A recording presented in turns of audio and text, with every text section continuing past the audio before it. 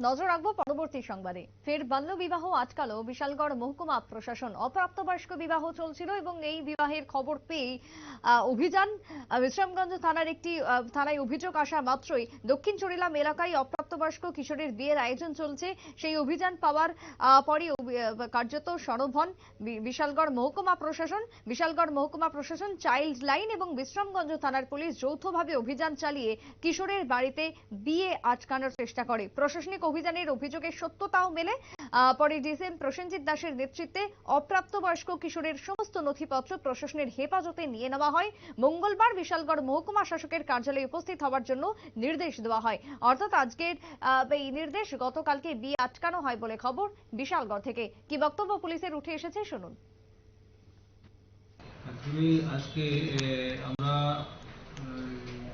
বিশ্রামগঞ্জ থানা থেকে আমাদের কাছে এসডিএম বিশালগড়ের কাছে একটা মেসেজ আছে যে একটা চাইল্ড ম্যারেজ হচ্ছে। তো অ্যাকর্ডিংলি সেই চাইল্ড ম্যারেজ অনুযায়ী খবর পাওয়ার সঙ্গে সঙ্গে আমরা তৎক্ষণাৎ চাইল্ড হেল্পলাইন এবং আমরা প্রশাসন আধিকারিকরা মিলে ওই বাড়িতে ধাওয়া করি। তারপরে গিয়ে দেখি যে ওখানে বিয়ে পর্ব চলছে।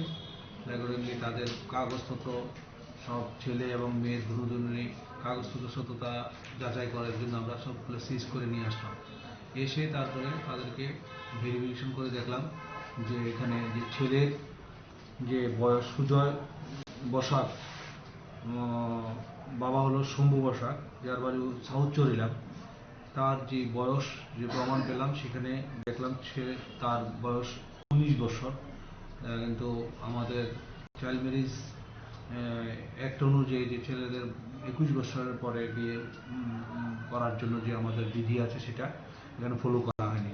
পাশাপাশি মেয়েটাকেও আমরা কাগজপত্র সার্চ করার পরে মেয়েটার যে ডেট অফ বার্থ দেখলাম, সেটাতে দেখলাম মেয়েটা বয়স 18 জাস্ট কমপ্লিট হলো। কিন্তু বাই দিস টাইম আমরা আরও খবর পেলাম যে এই মেয়েটা আরও দুবার এরকম হোমে ছিল, আমাদের অন্বেষা হোমে ছিল কিছুদিন, 3-4 মাস থাকার পরে তারপরে ওকে এখানে কাউন্সিলিং করার পরে তারপরে এসে এখানে আবার নতুন করে বিয়ে করার জন্য ওই ছেলের সঙ্গে আমরা খবর পেলাম যে ওরা নাকি আজকে 2-3 দিন আগেই এটা বাড়ি থেকে মানে গোপনে বিয়ে করার জন্য এটা আরেকখানে পালিয়ে যায়।